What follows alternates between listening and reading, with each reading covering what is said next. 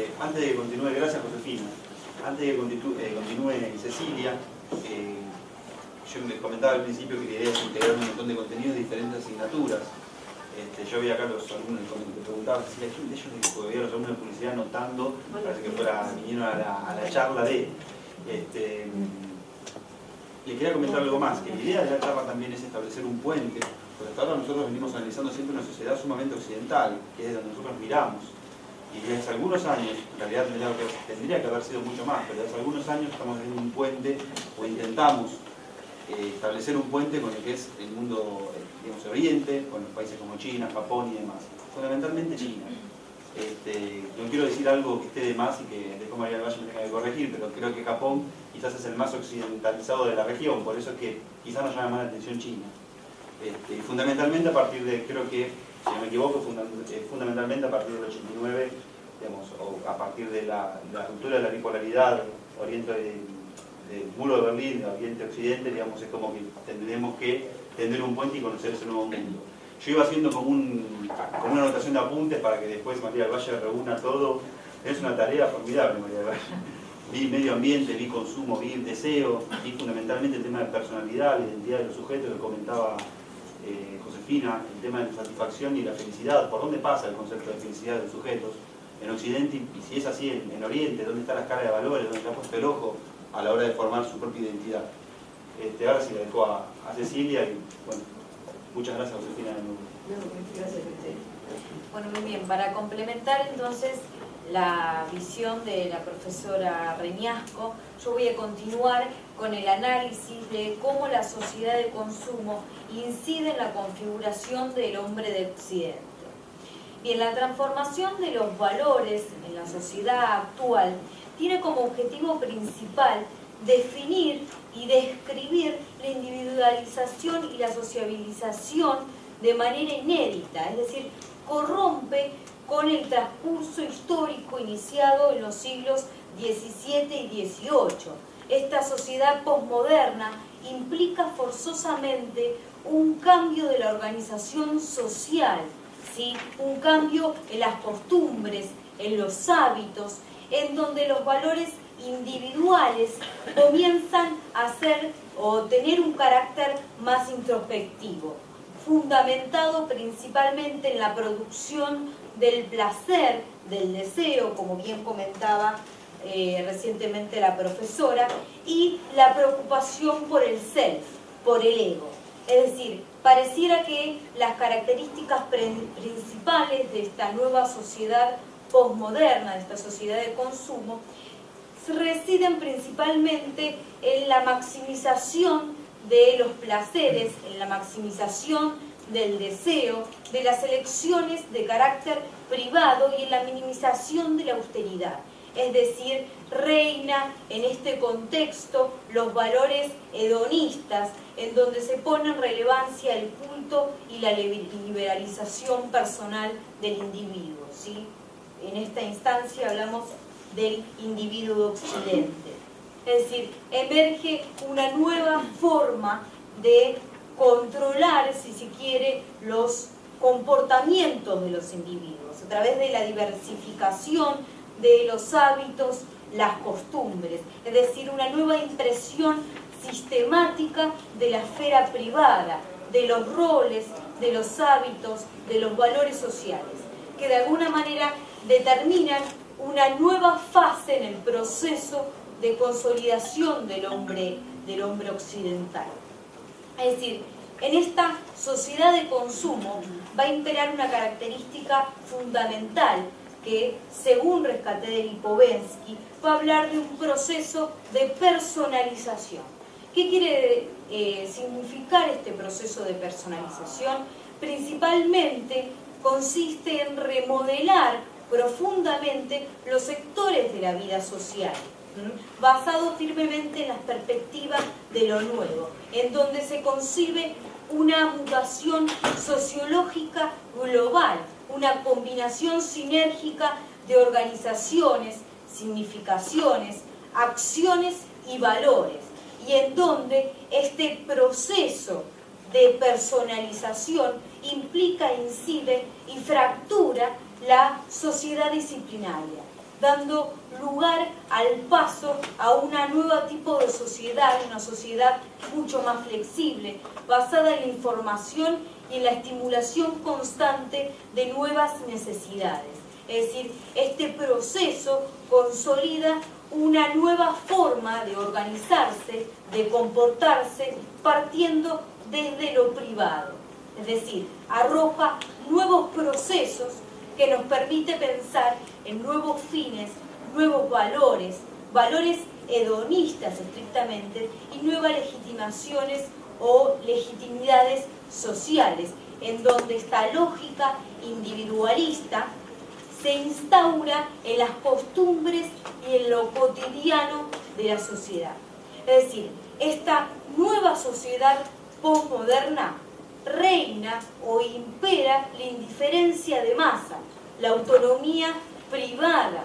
Si el futuro deja de asimilarse, de considerarse, estamos frente a una sociedad posmoderna que se caracteriza por el querer vivir aquí y ahora, sin ídolos ni tabú.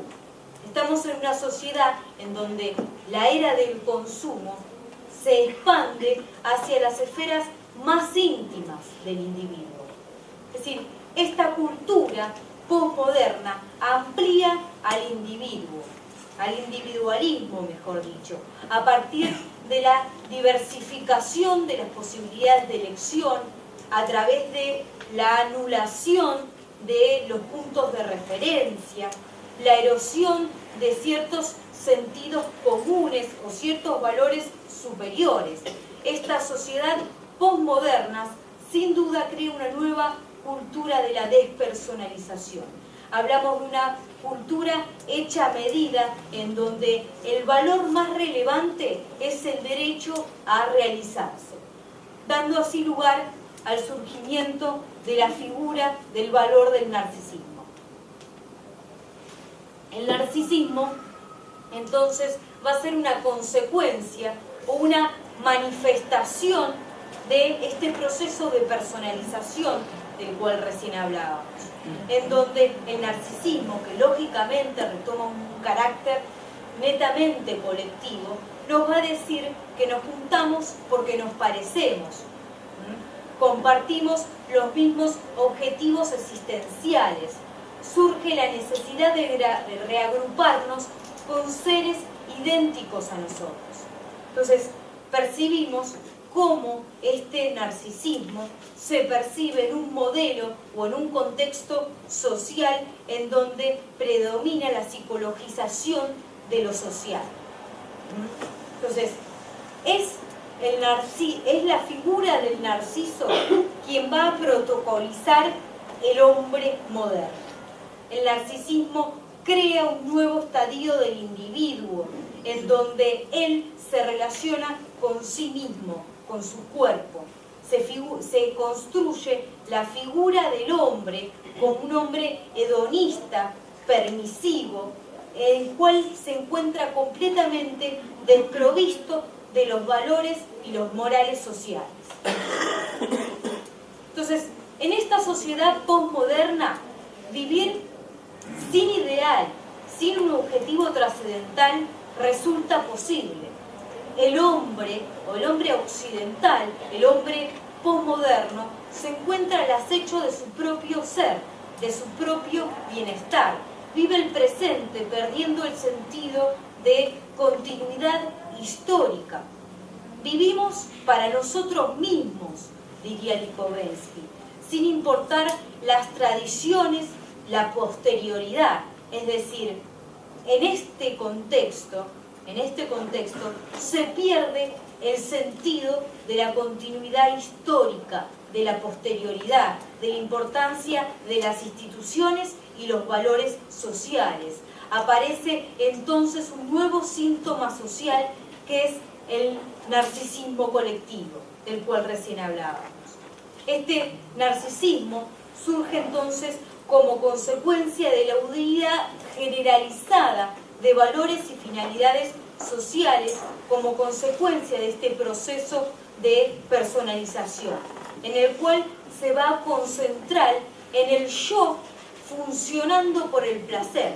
el yo funcionando por el bienestar, en la propia promoción del individualismo puro y liberado completamente del encuadre de masa.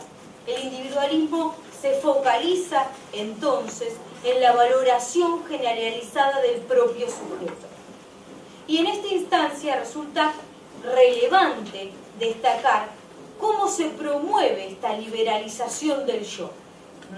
La revolución informática, los medios de comunicación masiva, el marketing, la publicidad, como bien recién ejemplificó la profesora Reñasco, y sobre todo la moda, instauran o promueven esta concepción de la liberalización del ser, en donde a través de tácticas de expresión y de comunicación anclan el individuo o hacen que el individuo se atraviese por la moda.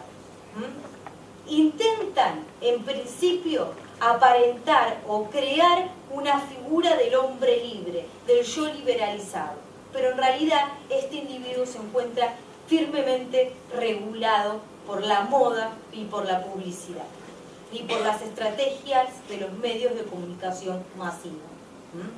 Entonces, este narcisismo nos permite de alguna manera alejarnos de la esfera pública y adaptarnos de manera funcional a un aislamiento social,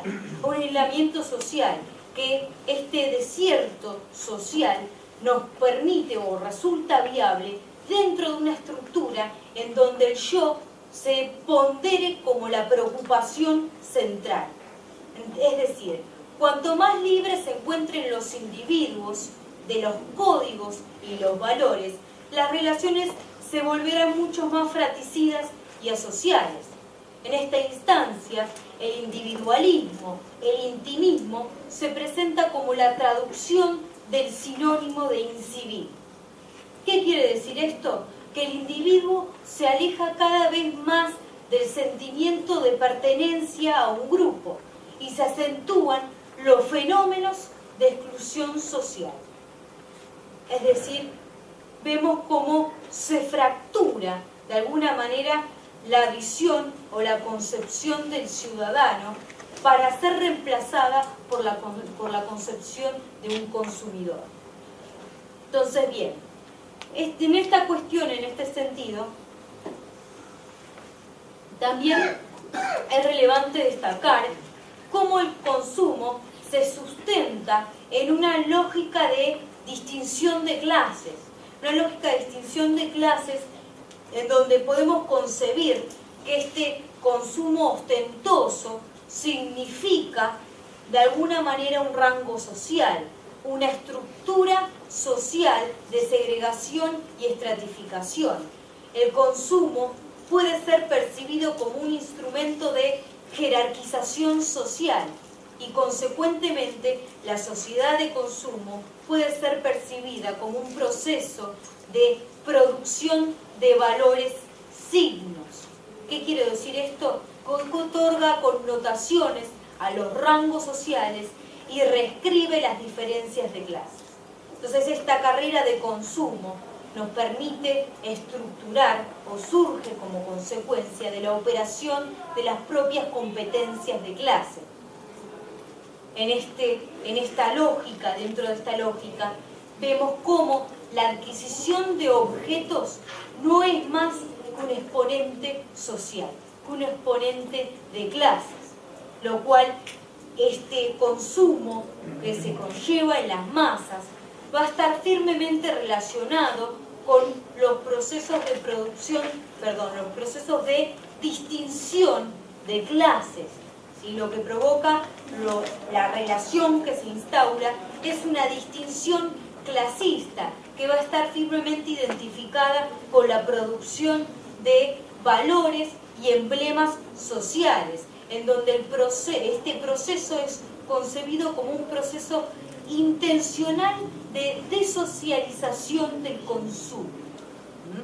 Entonces esta lógica social de diferenciación clasista va a estar basada en esta sed de imágenes, de espectáculos, de gusto por la autonomía individual, por la autonomía íntima y privada, por el culto al cuerpo y por la embriaguez de las sensaciones y el acceso a lo nuevo, a lo inédito.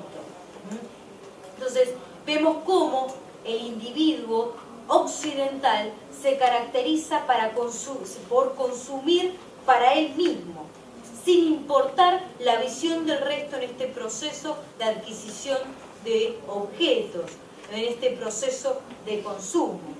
Entonces, para arribar a una conclusión, podemos afirmar cómo esta sociedad de consumo incide en la configuración de las identidades del hombre occidental, despojándolo, refutando la oposición que existe entre la esfera pública y la esfera privada, entre las necesidades sociales y las necesidades individuales.